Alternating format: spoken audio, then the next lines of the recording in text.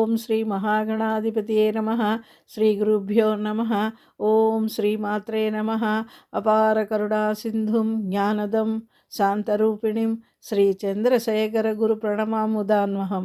అందరికీ నమస్కారం.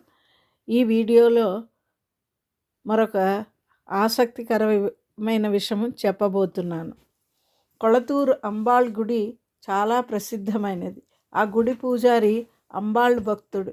ప్రతి సంవత్సరం దేవీ నవరాత్రులు ఎంతో ఘనంగా చేసేవాడు.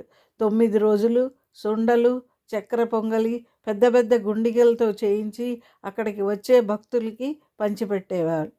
అంబాళ్ళకి 9 రోజులు చాలా బ్రహ్మాండమైన అలంకారాలు చేసేవారు. ఈ ధర్మకర్త ఒక రోజున అర్థవంతంగా కాలం చేశాడు. అతనికి 8 మంది సంతానం, 4 ఆడపిల్లలు, 4 మగపిల్లలు. 4వ వాడు రమణి. ధర్మకర్త భార్య చాలా కష్టపడి ఆడపిల్లల పెళ్ళిళ్ళు అప్పు చేసి బంగారం అమ్మి ఎలాగో పూర్తి చేసింది. అలాగే పెద్ద కొడుకుని కష్టపడి చదివించింది. మిగతా కొడుకులను కూడా చదివించింది. వాళ్ళందరూ తల్లికి సహాయం చేయకుండా వాళ్ళ దారి వాళ్ళు చూసుకున్నారు. చివరికి చిన్న కొడుకు రమణి, ఆ మామి మిగిలారు. ఇల్లు గడవడం కష్టమైంది. అయితే పై పోర్షన్ అద్దెకిచ్చి బ్రతుకసాగారు. ఈ కష్టం చూసి రమణి చదువు మానేసి ఒక కిరాణా దుకాణంలో పనిచేయసాగాడు. ఒక రోజున మామికి మహాపరివార్ కలలో కనిపించి, బొమ్మల కొలువు పెట్టడం మానేశావు ఏమిటి? రమణిని నా దగ్గరకు పంపించు అని అన్నారు. ఆ తరువాత ఆమెకు మెలకువ వచ్చి ఈ విషయం రమణితో చెప్పి ఏడ్చింది. మహాపరివారు చూడడానికి వెళ్ళాలి అంటే డబ్బులు కావాలి అనుకుంటూ ఇద్దరూ నిద్రపోయారు. తెల్లవారింది. పైన పోర్షన్లో ఉన్న మామ వచ్చి 2 నెలలకు మేము ఉత్తర భారతదేశ యాత్రలకు వెడుతున్నాము, అందుకని 2 నెలల అద్దె అడ్వాన్స్గా ఇస్తున్నాను అని అన్నాడు. అప్పుడు మామి తనకి వచ్చిన కల గురించి ఆ మామతో చెప్పింది. ఆయనతో అంది, కొంచెం మహాపరివారు ఎక్కడ ఉంటారో కనుక్కుని చెప్పండి అని. రమణిని పంపించాలి అని అంది. దానికి ఆ మామ తన పోర్షన్ వైపు చూస్తూ వేంబు అని పిలిచాడు. అక్కడికి ఒక వ్యక్తి వచ్చాడు. అతన్ని చూపిస్తూ, ఇతను వేంబు. ఇతను చాలా సంవత్సరాలుగా మహాపెరివాకి కైంకర్యం చేస్తున్నాడు. ఈరోజు సాయంకాలం రైల్లో పెరియవారి దగ్గరికి వెడుతున్నాడు. అతనితో రమణిని పంపించండి. ఇప్పుడు పెరియవారు పూనా దగ్గర ఒక గ్రామంలో ఉన్నారు. అతను భద్రంగా తీసుకువెడతాడు అని చెప్పాడు. అప్పుడు వాళ్ళకి మహాపెరియవారు ఎన్ని అద్భుతాలు చేస్తారు కదా అనిపించింది. రమణి వేంబుతో కలిసి మహాపెరియవారు ఉన్న చోటుకి వెళ్ళాడు. అక్కడ భక్తుల రద్దీ చాలా ఎక్కువగా ఉంది. వీళ్ళు స్నానాదులు ముగించుకుని వేంబు రమణిని తీసుకెళ్ళి అక్కడున్న క్యూలో నిలబెట్టి అన్నాడు, నాకు కొంచెం పని ఉంది, అది చూసుకుని వస్తాను, నువ్వు ఇక్కడే ఉండు రమణి అని అన్నాడు. అప్పుడు రమణికి మహాస్వామి కనిపించలేదు. సరేనని కళ్ళు పూసుకుని హరహర శంకర జయ జయ శంకర్ అంటూ జపం చేయసాగాడు. కాసేపటికి వేంబు వచ్చి, మహాపరివారు నిన్ను పిలుస్తున్నారు, నువ్వు అదృష్టవంతుడివి, నీ కష్టాలన్నీ ఆయనతో చెప్పుకో అన్నాడు.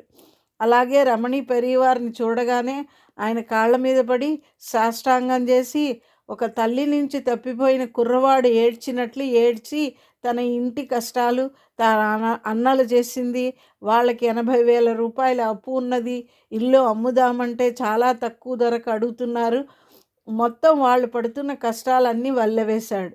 అప్పుడు మహాస్వామి అన్నారు, మీ అమ్మని నవరాత్రి బొమ్మల కొలువు పెట్టమను, ఇదివరకుట్లా కాకుండా చిన్నదిగా పెట్టమను, దానికి సుండలు చెయ్యక్కర్లేదు, తట్టలో కల్కండు ఖర్జూరాలు పెట్టి వేంబుతో ఏదో చెప్పారు.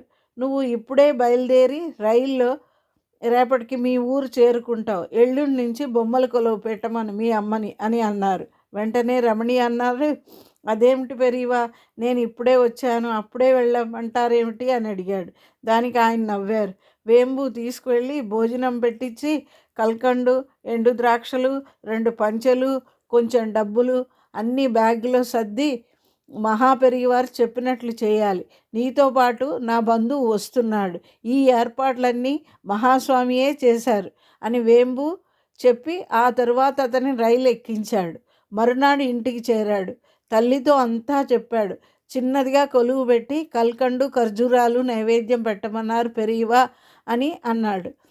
తల్లి సహాయంతో అటక మీద బొమ్మలు దింపి పెట్టారు. 2 రోజుల తర్వాత రమణికి ఏదో గుర్తుకు వచ్చి వాళ్ళ అమ్మతో అన్నాడు, అమ్మా, బొమ్మలు తీసేటప్పుడు అటక మీద ఏదో ఉన్నది, అది కూడా చూద్దాం, ఒక పెట్టె లాంటిదని నిచ్చెన తెచ్చి ఆ తగర పెట్టి తెరిచి చూస్తే ఒక పట్టు వస్త్రంలో ఒక తాటాకు గ్రంథం ఉన్నది. ఇది చూసి ఆశ్చర్యపోయి రమణి తల్లితో అన్నాడు, అమ్మా, నేను ఇప్పుడే బయలుదేరి మహాస్వామిని చూసి ఇది ఇచ్చేసి వస్తాను అని ధైర్యంగా తెలివిగా బయలుదేరాడు. ఇతను వెళ్ళేసరికి పెరివారి ముందు ఒకతను బాధపడుతూ నిలబడ్డాడు. అతను మహాస్వామితో అంటున్నాడు, నేను అన్ని చోట్ల వెతికాను, ఆఖరికి తంజావూరు మ్యూజియం గ్రంథాలయంలో కూడా వెతికాను, ఆర్కలాజికల్ మ్యూజియంలో కూడా చూశాను, ఎక్కడా దొరకలేదు అని అంటున్నాడు. ఆ టైంలో రమణిని పెరివారు చూసి రా రమణి అని అన్నారు. వెంటనే రమణి ఒక అంగల ఆ తగరపెట్టితో సహా ఆయనకి ముందు నిలబడి సాష్టాంగం చేసి, మా ఇంటి అటక మీద ఈ పెట్టెలో ఏదో దొరికింది, పట్టు వస్త్రంలో చుట్టి ఉన్నదని పెట్టి మూత తీసి మహాపెరివారికి ఇవ్వబోయాడు. వెంటనే పెరివారు అన్నారు, అది అతనికి అన్నారు. అతను ఎంతో భక్తితో తీసుకుని చాలా సంతోషపడ్డాడు. నీకు కావాల్సింది దొరికింది కదా అని ఆ వ్యక్తితో అన్నారు. వెంటనే ఆ వ్యక్తి తన బ్యాగ్లోంచి డబ్బు కట్టలు తీసి పెరివారి ముందు పళ్ళెల్లో పెట్టాడు. అప్పుడు మహాస్వామి రమణిని చూసి, ఇందులో 2 లక్షల రూపాయలు ఉన్నాయి, తీసుకో. అతను తనకు కావలసిన దారి ఖర్చులు ఉంచుకోకుండా మొత్తం ఇచ్చివేశాడు. నువ్వు అతనికి 50 రూపాయలు ఇవ్వు, అతను తిరిగి వెళ్ళడానికి. నీతో పాటు వేంబు వస్తాడు, అతనికి అన్నీ చెప్తాను, అతను అలా చేస్తాడు అని అన్నారు.